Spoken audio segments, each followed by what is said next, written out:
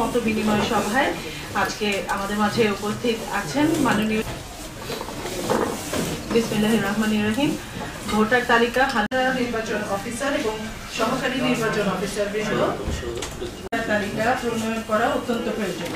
Sir আপনার সদয় কাছে আমার কাছে তিনটি কারণ সামনে এসেছে, আরো হয়তো কারণ থাকতে পারে। তার মধ্যে একটি হচ্ছে তালিকায় অন্তর্ভুক্ত হচ্ছেন, আপনার বয়স 18 বছর হয়ে গেছে বিধায় আবার আপনি একটি জাতীয় পরিচয়পত্র পাচ্ছেন।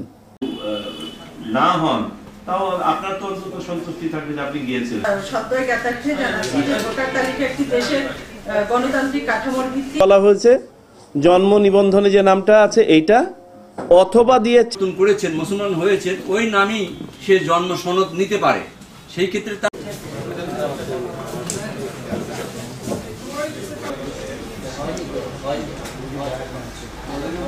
ধারণ করবেন না কেউ বা ধারণ করলে এটা দিবেন না। আমি একটা গল্প শোনাই। পরিবর্তনের সূত্রপাতের পেছনে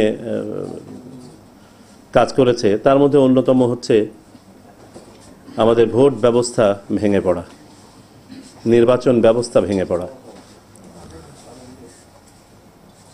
ফলশ্রুতিতে যেটা হয়েছিল, নির্বাচন ব্যবস্থার উপরে মানুষের আস্থাহীনতা একটা অ্যাকিউট পর্যায়ে গিয়ে পৌঁছায়, চরম আস্থাহীনতা কাজ করছিল।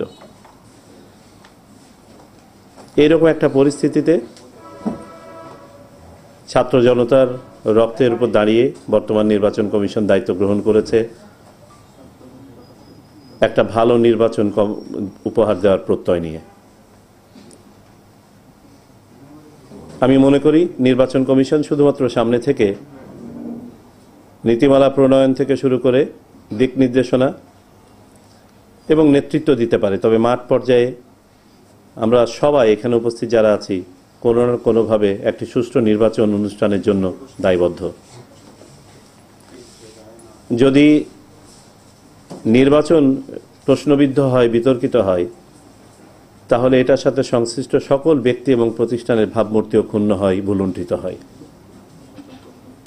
আর তাই আমি মনে করি সর্বপ্রথম আমাদের একটি আত্ম উপলব্ধি দরকার, এবং এখানে কেউ কারো দিকে অঙ্গুলি নির্দেশের সুযোগ আছে বলে আমি মনে করি না।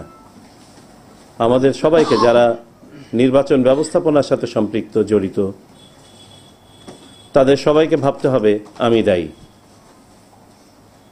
শুধুমাত্র তখনই আমরা আমার রোগ সারানোর জন্য চেষ্টা করব, তা না হলে নয়।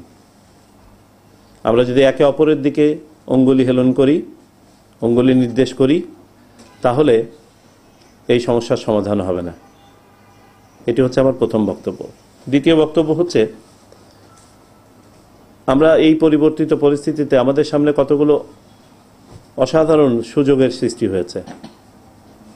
এক, যারা এতদিন ধরে গণতন্ত্রের জন্য লড়াই সংগ্রাম করেছেন, সুষ্ঠু নির্বাচন চেয়েছেন, ভালো নির্বাচন চেয়েছেন, আমরা এখন তাদের কাছে দাবি করতে পারি আমাদেরকে সহযোগিতা করার একটি সুষ্ঠু নির্বাচন অনুষ্ঠানের জন্য। দুই, মানুষের মাঝে যে ভোট ব্যবস্থার প্রতি অনাস্থা কাজ করছিল, আমি মনে করি এই পরিবর্তিত পরিস্থিতিতে তাদের মাঝে আবারও একটা নব আশা জাগরিত হয়েছে যে আমরা আমাদের ভোটের অধিকার ফেরত পাব।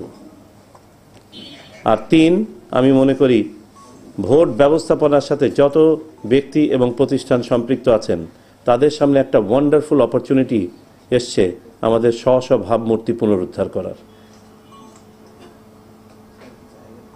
আমরা যদি এই তিনটা বিষয়কে ধারণ করি, তাহলে আমি বিশ্বাস করতে চাই যে ইনশাআল্লাহ সামনে যে নির্বাচন হবে, সে নির্বাচন হবে বাংলাদেশের অন্যতম একটি মডেল নির্বাচন, এবং এখান থেকে আমরা নতুনভাবে আমাদের দেশ বিনির্মাণের একটা সুযোগ পাবো, আমাদের গণতন্ত্রের উত্তরণ ঘটবে।